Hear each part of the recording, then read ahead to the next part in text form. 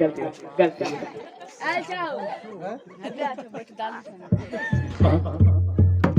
रुदल से अपनी पुत्र अमरजीत कुमार के शुभ अवसर पर जन्मदिन मना रहा है। इस शुभ अवसर पर 12 कोस लंबा 14 कोस चौड़ा में मेला लगा रहा है। इस मेला के अंदर देश का रानी महारानी पटरानी भिखमंगनी कुलरनी अरे कुलरनी नहीं आना चाहिए ज्यादा कुलरनी नहीं कुजरनी के कोई जना खतबारा कुजरनी चुवे बोले का अभ्यास नहीं। इस मेला में आकर और इस मेला को शोभा बढ़ावे मुरही कचरी भोपी कचरी झिल्ली गिलवेरी बगल झूला अंडा मछली बस बस बस बस बस बस उठाओ डंका के दे दो डंका डंका मंत्री नकुमार है ये बताओ मेला को जिम्मेवारी मैंने लिया है। और मेला में एगो दुकान नहीं रखबो क्यों जिलेबी के दुकान है तो फिर क्या चीज की दुकान रहेगा रे अखनी बेसी बिक्री फोफी बात तो सच है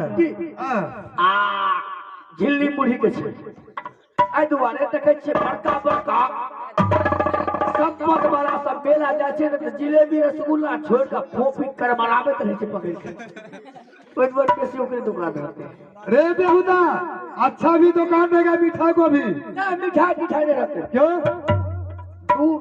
दू गाड़ी शक्कर उतार ले गुड़ गुड़ हाँ मिठाई ना में गुड़े रहते वही अच्छा है। हाँ ठंडी में ना चाय बना पीते गरमाए होते बात तो तुम्हें भी सच है। आवे में की छे हम परसोटियो भरी है ना कौन हम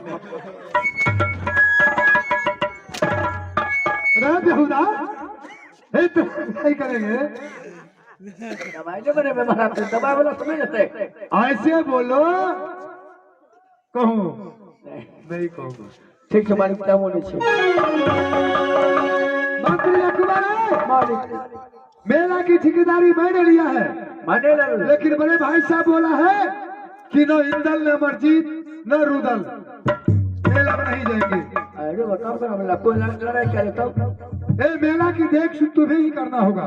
हाँ मैं हाँ कोई तब बाबू तो करना हटा कोई हमरा दूध हम पर धरा दे तब कौन हम मेला में तुम जानते हैं राजमहबा की छत्री की जो भी मंत्री होता है वो रुदल की तरह चमकते ही रहता है। जियो जियो से अरे इसमें सभी राजा डर जाएंगे।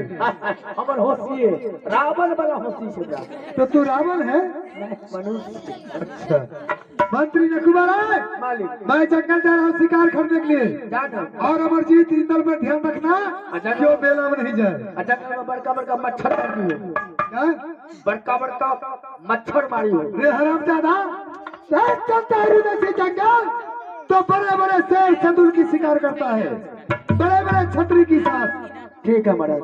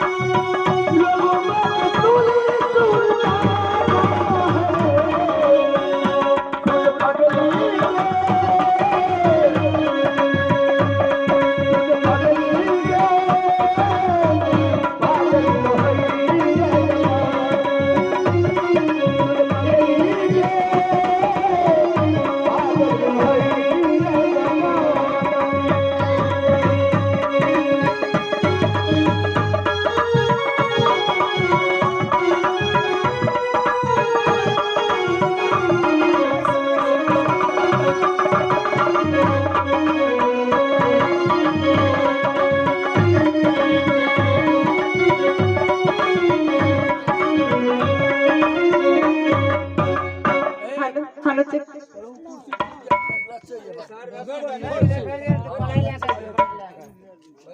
हेलो हेलो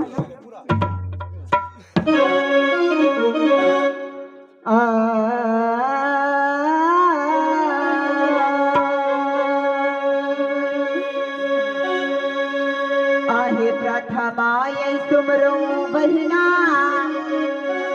आ गई श्री हे गणेश के